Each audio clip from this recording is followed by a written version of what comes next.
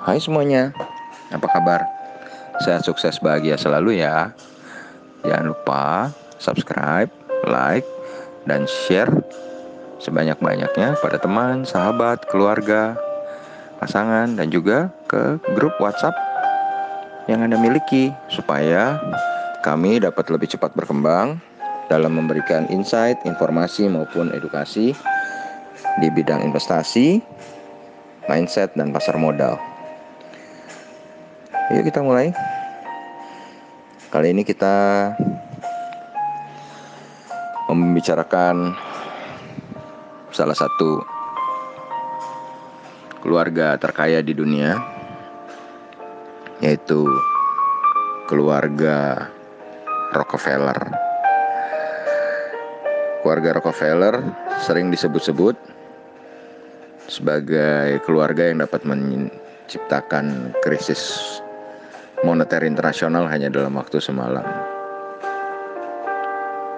Sama seperti keluarga lain yang nanti akan kita bahas di kesempatan yang lain, yaitu keluarga Rothschild. Jadi John David Rockefeller lahir di New York, Amerika 8 Juli 1839. Ia hanyalah seorang anak kedua dari 6 bersaudara yang lahir dari keluarga yang biasa saja. Ayahnya hanya seorang tukang kayu dan ibunya hanya ibu rumah tangga yang mengasuh 6 anaknya. Perjalanan Rockefeller menuju ke tangga kesuksesan kita tidak akan membahas semuanya. Yang pertama-tama kita bahas hanya di kala Rockefeller sudah mulai membuat perusahaan minyak. Jadi tahun 1859 Rockefeller bekerja sama dengan Maurice Clark untuk membuat kilang minyak bersama dengan Samuel Andrews, seorang ahli kimia. Jadi ketika itu memang bisnis perminyakan di Amerika sedang booming. Berkat efisiensi dan kerja kerasnya, mereka berhasil membangun bisnis kilang minyak tersebut. Di tahun 1862, Rockefeller membeli kepemilikan perusahaan dari Clark sekitar 72.500 US dollar atau setara dengan 2,1 juta US saat ini. Lalu ia mendirikan perusahaan minyak Rockefeller and Andrews Oil. Lalu Rockefeller melakukan banyak pinjaman serta menginvestasikan modalnya ke perusahaan-perusahaan minyak lainnya. Ia juga menanamkan kembali keuntungan dari bisnis minyaknya untuk mendirikan 2 kilang minyak di wilayah Cleveland yang kemudian menjadi kilang minyak terbesar. Setelah Civil War di Amerika berakhir, kilang minyak Cleveland menjadi salah satu dari 5 kilang minyak terbesar yang memproduksi minyak di Amerika dan memberi pasokan minyak paling banyak di Amerika Serikat. Lalu tahun 1870, John D. Rockefeller menghapus kemitraan Rockefeller Andrews, kemudian mendirikan Standard Oil of Ohio. Lalu dengan cepat, Standard Oil ini berkembang menjadi pemasok minyak terbesar di Amerika. Hal ini juga didukung oleh pertumbuhan cepat industri Amerika setelah Perang Saudara, terutama kereta api. Standard Oil menjadi semakin berkembang ketika Rockefeller mengakuisisi satu demi satu perusahaan minyak saingannya. Sehingga di tahun 1872, dia sudah menguasai 22 dari 26 perusahaan saingan di daerah Cleveland, sehingga peristiwa ini dikenal sebagai The Cleveland Massacre.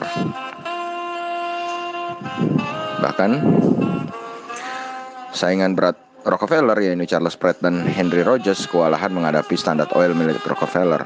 Akhirnya perusahaan milik Pratt dan Rogers diakuisisi pula oleh Rockefeller. Meskipun memiliki banyak pesaing di Amerika, Standard Oil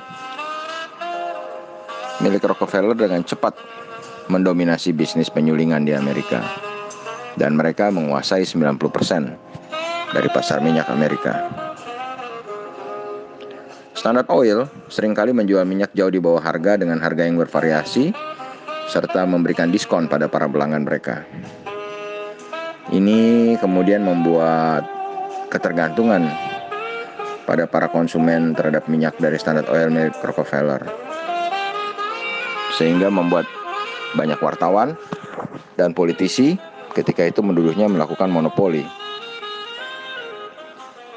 Rockefeller sudah memiliki lusinan perusahaan yang tersebar hampir di semua negara bagian di Amerika.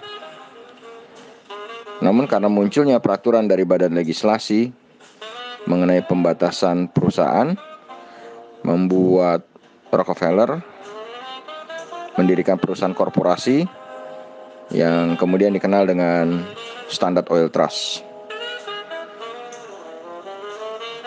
Kemudian memasuki akhir tahun 1890, bisnis Rockefeller berkembang ke pengelolaan biji besi dan baja, dan bersaing ketat dengan raja baja ketika itu, yaitu Andrew Carnegie. Rockefeller juga melakukan ekspansi bisnis minyak secara besar-besaran ketika itu. Jadi dalam biografinya, media massa Amerika menjuluki John D. Rockefeller sebagai kaisar industri Amerika karena kekuatannya dalam memonopoli industri di Amerika, khususnya minyak. Standard Oil menjadi perusahaan multinasional pertama dan terbesar di dunia saat itu. Standard Oil punya 7 anak perusahaan, yaitu The Ohio Oil Company, Standard Oil Company, Standard Oil of New Jersey, yang kemudian punya anak perusahaan bernama Exxon, lalu Standard Oil of New York, yang mempunyai anak perusahaan bernama Mobil, kemudian Standard Oil of California, yang kemudian bernama Chevron, lalu Standard Oil of Indiana, yang berubah nama menjadi Amoco, serta Standard Oil of Kentucky. Tahun 1911, Mahkamah Agung Amerika menetapkan bahwa Standard Oil milik Rockefeller melakukan monopoli ilegal. Akhirnya perusahaan Standard Oil ditutup dan dipecah menjadi 33 perusahaan. Dipecahnya Standard Oil membuat John D. Rockefeller sebagai pemegang saham terbesar menjadi pria terkaya di dunia saat itu. Di akhir hayatnya, sekitar tahun 30-an, Rockefeller berhasil mengumpulkan kekayaan yang kalau dikurs atau dikonversikan menurut majalah Forbes tahun 2014 itu sekitar 341 miliar dolar. Di samping itu, Rockefeller diketahui merupakan seorang filantropis yang menyumbangkan ratusan juta dolar kekayaannya pada berbagai yayasan, entah itu yayasan sosial, kesehatan, agama, pendidikan. Dan akhirnya beliau meninggal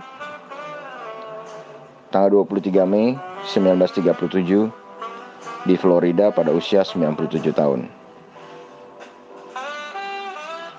Kekayaan Rockefeller bahkan disebut-sebut 4 kali lipat jauh mengalahkan total kekayaan dari Bill Gates dan Jeff Bezos yang dianggap sebagai manusia terkaya di dunia abad ini.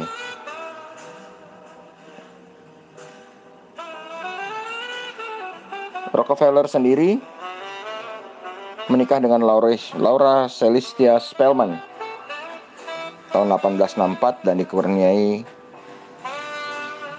4 putri dan 1 putra. Sepeninggal Rockefeller, bisnisnya kemudian dikelola oleh anak-anaknya, terutama oleh putra laki-lakinya, John Davidson Rockefeller Jr. Setelah itu diteruskan oleh cucu-cucu Rockefeller.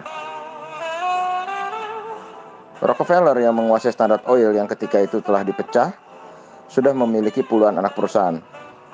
4 diantaranya merupakan perusahaan minyak raksasa di dunia.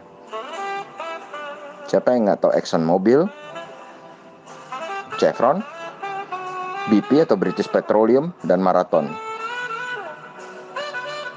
Rockefeller juga memiliki keterlibatan di perusahaan Freeport ketika mencaplok tambang di Papua.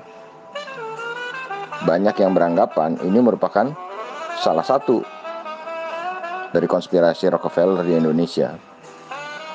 Rockefeller juga memiliki kepemilikan di beberapa perusahaan baja di dunia. Selain itu, dia juga menguasai Chase Bank dan First National City Bank yang memiliki banyak anak perusahaan perbankan di dunia. Keluarga Rockefeller juga memiliki kepemilikan di majalah bergengsi di dunia, majalah Time, serta The Associated Press atau AP atau AP, dan beberapa perusahaan properti besar di Amerika dan di luar negeri. Semua yang disebutkan itu hanyalah sebagian kecil dari begitu banyak perusahaan besar yang dimiliki keluarga Rockefeller. Itulah yang menjadi mesin uang keluarga Rockefeller. Selain itu, mereka juga memiliki koneksi kuat di pemerintahan Amerika dan juga di pemerintahan negara-negara lain di dunia. Jadi, hingga saat ini, keluarga Rockefeller merupakan salah satu keluarga terkaya di dunia, sama seperti keluarga Rothschild. Kuatnya pengaruh Rockefeller di berbagai perusahaan besar membuat mereka bisa melakukan monopoli. Maka tak mengherankan ada yang mengatakan bahwa Rockefeller dan Rothschild dapat membuat krisis moneter hanya dalam waktu semalam saja. Demikianlah cerita tentang John D. Rockefeller. Semoga kisah ini dapat menambah wawasan Anda. Sampai ketemu lagi di insight berikutnya. Tetap semangat, tetap sehat, terus maju di bidang investasi dan pasar modal.